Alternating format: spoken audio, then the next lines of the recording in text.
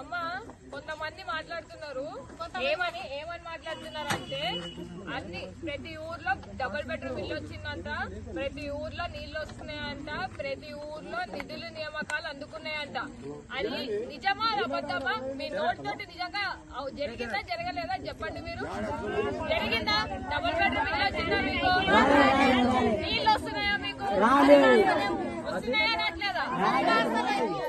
చాలా మంది మేము చేస్తున్నాము మంచిగా పరిపాలిస్తున్నాము అని చెప్పేసి అంటున్నారు.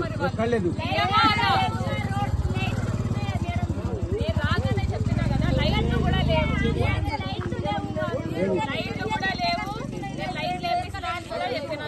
ధన్పూర్ ఏరియాకు ఏడా బెడ్రూమ్ కేసీఆర్ కట్టలే, అప్పుడు గంగలో కట్టిండు.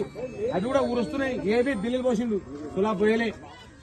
గోడ కట్టుడు ఏంది, అది సన్న బిల్లు పోసి గోడ వేసిండు, అది కూడా ఊరుస్తున్నాయి.